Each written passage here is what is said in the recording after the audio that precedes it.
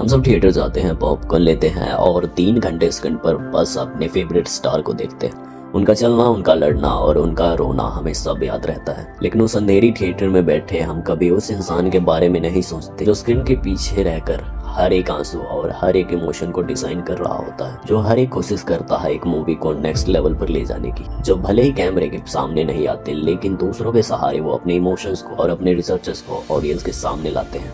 हम आज बात करेंगे एक ऐसे नाम की जिसने दिखाया कि अगर डायरेक्टर्स का विजन क्लियर हो तो किसी भी इम्पॉसिबल चीज को भी वो दुनिया के सामने पॉसिबल कर दिखा सकते हैं। आज बात सिर्फ एक डायरेक्टर की नहीं, उस जिद की करेंगे जो एक आम लड़के को नेशनल अवार्ड तक ले गई। आज हम बात करेंगे आदित्य धर सर की, क्योंकि अक्सर स्पॉटलाइट उन पर होती है जो पर्दे पर असली चमक उसकी होती है, जो उन हीरो को कोयले की खदान से निकाल उसकी चमक को दुनिया के सामने पेश करते हैं। और इस फील्ड में ना जाने कितने ही ऐसे कलाकार हैं जिन्होंने ये साबित कर दिखाया है। तो चलिए जानते हैं इन्हीं में से एक आदित्य धर सर की कहानी।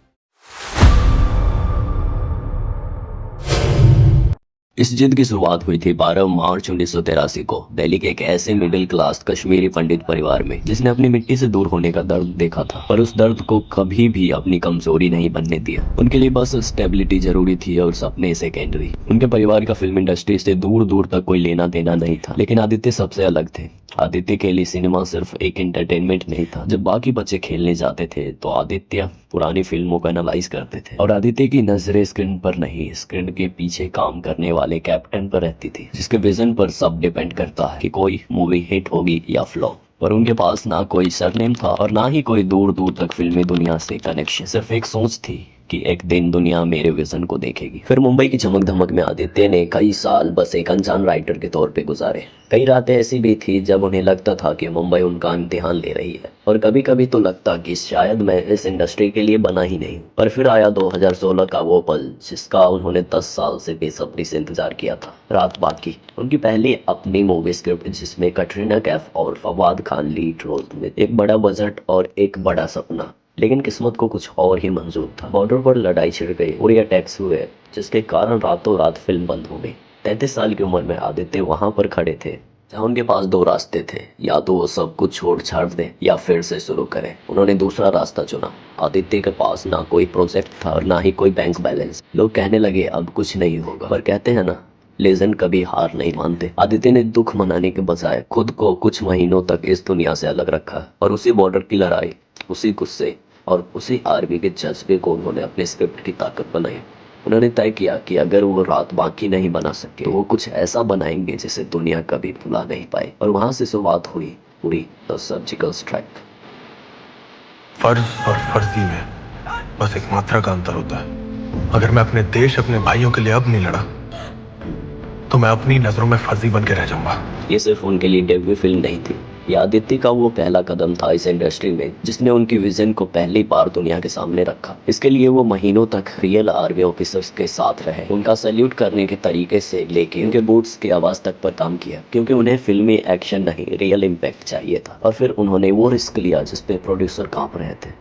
विक्की कौशल। तब विक्की कौशल एक स्किनी एक्टर माने जाते, दुबले पतले, पर आदित्य को हीरो नहीं एक एक्टर चाहिए जो उनके विजन पर खड़ा हो। उन्होंने विक्की को 6 महीने की कड़ी मिलिट्री ट्रेनिंग दिलवाई, और फिर आदित्य धर ने विक्की कौशल के साथ बनाई वो फिल्म जो ना कोई फिक्शन था और ना ही कोई ड्रामा, वो बस थी एक सच्ची घटना जिसे उन्होंने दुनिया के सामने रखा। आदित्य का विजन इतना साफ था, पूरे देश ने जो सुना वो सिर्फ एक डायलॉग नहीं, देश की धड़कन बन गई। और 2019 में आई 25 करोड़ की बजट वाली उड़ी ने वर्ल्ड वाइड 240 करोड़ से भी ज्यादा की कमाई कर दुनिया को दिखा दिया अगर विजन में दम हो तो कुछ भी इम्पॉसिबल नहीं होता। और जिसके लिए आदित्य को मिला national film award for best director. और उन्होंने दुनिया को दिखा दिया एक आउटसाइडर डायरेक्टर का भी विजन इतना खतरनाक हो सकता है। उन्हें film fair best debut director और कई बड़े अवार्ड्स मिले, पर फिर भी वो ग्राउंडेड रहे। और इसके अलावा इन्होंने और भी बहुत सारे हिट मूवीज में काम किया है, जैसे 2024 में आई आर्टिकल 370, इसमें उन्होंने राइटर और प्रोड्यूसर का रोल निभाया था। उसके बाद 2025 में आई धूमधाम, इसमें भी उन्होंने राइटर और प्रोड्यूसर का रोल निभाया था। और उनकी पर्सनल लाइफ भी उनकी फिल्मों जैसे ही ग्राउंडेड है। और इसी का जीता जागता एग्जाम्पल है यामी गौतम के साथ उनकी हिमाचल की सिंपल शादी, जिसने साबित कर दिया कि वो ग्लिच और ग्लैमर से ज्यादा सिंपल और रियल रहना पसंद करते हैं। वही दिल्ली का लड़का जो आज भी लेगेसी बनाने में विश्वास रखता है। उन्होंने कभी क्वांटिटी के पीछे भागना ठीक नहीं, और जिसके लिए उन्होंने 5 साल तक इंतजार किया